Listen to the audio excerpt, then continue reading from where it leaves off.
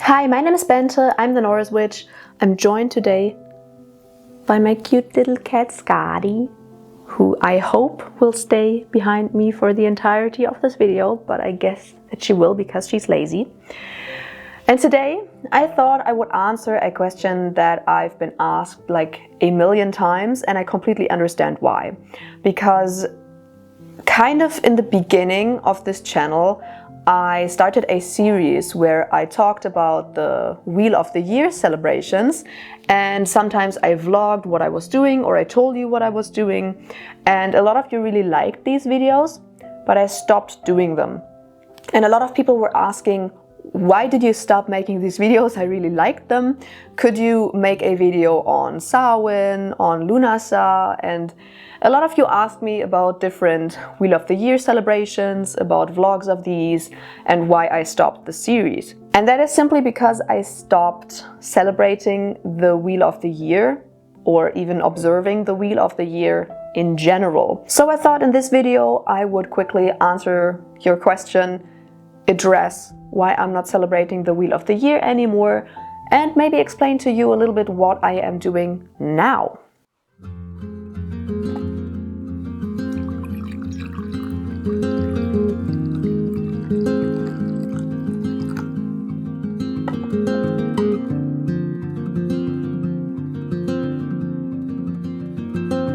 Let us start with a tiny little bit of background information because it's important. If you have watched this channel for some time, or if you have listened to some interviews where I was interviewed, then you already know that, but newer viewers might not. So, when I started out as a witch and a pagan, I started out as a Wiccan, as a lot of people, because that was simply what was out there. All of the resources that were available were like eclectic, solitary Wicca stuff, you know, like Scott Cunningham and things like that. That was what was available to me, so of course that was what I consumed, so that is also what I started with. And with that, of course, also came the entire Wheel of the Year, all of the 8 celebrations. First of all, I want to say I'm not shaming anyone who celebrates these, not at all. I think they're great, and I completely understand why you would celebrate them, even though you are not a Wiccan. Because yeah, these celebrations, the entire Wheel of the Year, is a Wiccan construct. Of course, the individual celebrations, at least some of them, or a lot of them, already existed before they were put into this construct of the Wheel of the Year. But the entire thing, the Wheel of the Year, is a Wiccan construct. So of course, as I started out as a Wiccan, I also started out with the Wheel of the Year. And that will be the case probably for a lot of practitioners out there. We started out as Wiccans, that's why we started out with the Wheel of the Year.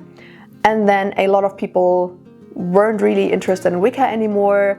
More things became more well known, you know, people jumped to other kinds of traditions like I did. I fairly quickly stopped identifying myself as a Wiccan, and at some point I became a heathen even, so I didn't only drop Wicca as a religion but took up another religion. So of course with that comes sometimes a change in the celebrations and the holidays and everything like that. So for me personally, at some point I realized, okay, the Wiccan Wheel of the Year doesn't really work for me. A lot of other people though, and I see that nowadays a lot of people have kind of gotten rid of a lot of the Wiccan stuff, a lot of the Wiccan practices, a lot of the Wiccan rules and things like that, but they're still sticking around with the Wheel of the Year. And I completely understand why that is. It is just very, very nice to have holidays that you can celebrate, you know? Christians have like Easter and Christmas and so many holidays that you can celebrate. So of course, if you are, for example, just a witch, but not like a Wiccan or any religion, it can kind of feel a little bit boring to not have any holidays that you can celebrate. So of course you want things to celebrate. It's just nice. It's nice to have things to celebrate, and it's especially nice to observe the changes in nature around you, the seasonal changes and everything like that. So a lot of people who aren't Wiccan anymore still celebrate the Wheel of the Year, and in my opinion that is completely fine. I just realized for myself that that is not really what I wanted to do. Because I started thinking, okay, well, the Wheel of the Year, of course, Wicca originated in Britain. So of course the Wheel of the Year is very British, you know, it's very Celtic, and there are some Norse aspects with Yule, for example, and some things that are not necessarily Celtic, but a lot of the things are. And I thought to myself, okay, this is a construct that was put together. Some of the celebrations weren't even originally on the days that they are in the Wheel of the Year now. It was kind of all like lumped together, and it's so Celtic. And I don't have anything to do with anything Celtic. So why should I celebrate the Wheel of the Year? You know? Celebrating maybe the equinoxes, that's a different story. But the Wheel of the Year is one, Wiccan, and two, very Celtic. So me, as a German heathen witch, why should I do that? The seasons here are luckily pretty similar to Britain. So the dates with like spring beginnings and things like that, they would technically fit, but still it kind of felt wrong to practice these like Wiccan, Celtic inspired things when I was neither inspired by anything Celtic nor a Wiccan anymore. So I decided to just abandon it. But of course, yeah, this thing comes into play again with, okay, it's nice to have holidays, it's nice to have special days where you can do special things, just days that stand out a little bit, where you can do more fancy stuff. Of course, you can do fancy stuff all the time, but holidays are nice. Everyone likes holidays. With holidays, you kind of have something to look forward to. So of course, most people really like celebrating them. And I'm one of them. I don't celebrate the Christian holidays, I don't celebrate the Wiccan holidays, so it felt kind of empty. So I still wanted to have something. And then I thought, okay, but what? And then I thought, okay, I am German. The more than half of my ancestry, of my heritage, is Scandinavian. But I'm still German. Like, I still identify as a German, but like I feel like a strange mixture of German and Scandinavian. So that is kind of what I wanted to stick with. And also my practice has become insanely bioregional. I'm exploring all around me and observing the changes and observing what kind of plants grow around me and picking them for spell work. I rarely use stuff that is dried, or at least I try to. So I kind of wanted to merge these three things together. Me being German, me also having a lot of Scandinavian heritage, also having grown up with a lot of Scandinavian culture, because I grew up at the Danish border, but also not living at the Danish border anymore, because I'm living like 150, 200 kilometers south from there at the moment. So of course, it is very similar here, like the plants, everything that grows here is very similar. The weather is basically the same. The climate is basically the same. But still, the language is a little bit different. It's still a little bit different. So I wanted to merge these three things together. I am not done yet. That is very important to say here. I don't have like a calendar of holidays that I can tell you about right now, because I'm actually still in the process of developing that. But I'm at a point where I know where I'm going with it.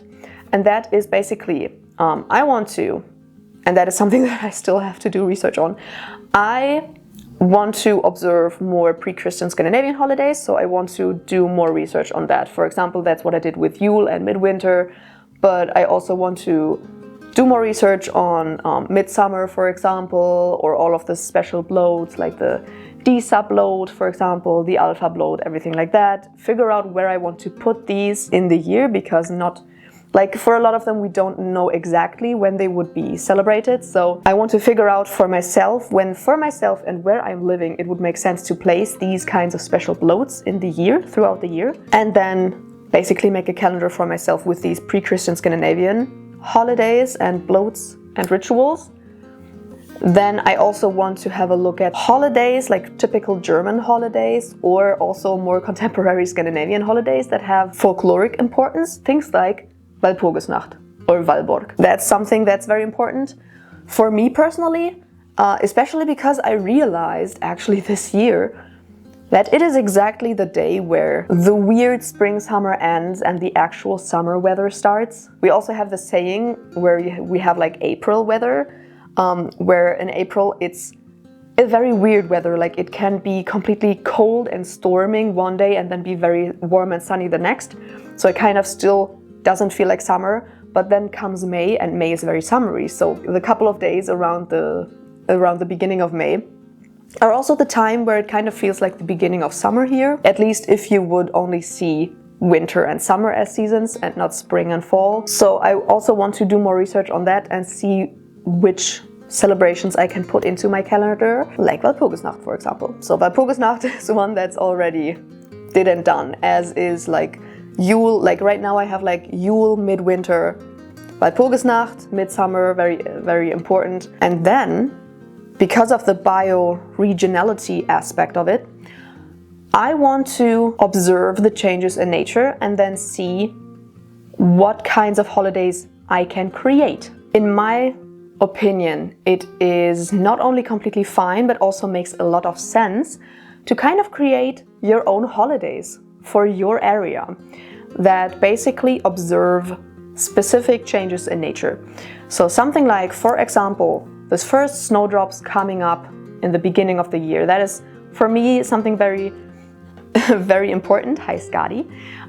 Because that is, for me personally, the first tiny sign of spring when it's still very much winter.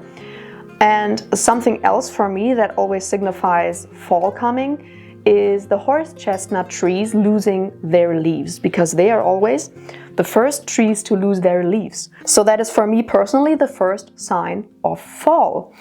And things like that, you know, if you have things that you observe every year that kind of signify a specific change in the seasons for you, or anything else basically, you can create a holiday around that. Like, why celebrate the beginning of fall on some kind of equinox, for example, when it doesn't necessarily feel like fall? For me, that just doesn't really make a lot of sense. And looking back, people didn't know exactly when the equinoxes were. So it's very unlikely that people were celebrating exactly on the 21st of March, the spring equinox. Like, people were observing nature, and then from that, they created their holidays. So it kind of doesn't make sense to celebrate holidays for like, wow, it's getting bright outside, to celebrate holidays made for a different region or a very different time. So I kind of want to individualize it, create my own holidays, and then merge things together. More contemporary Scandinavian and German holidays that have like a folkloric importance, pre-Christian Scandinavian holidays that I will place in my calendar wherever it makes sense for my region, and then also holidays that I'm creating myself.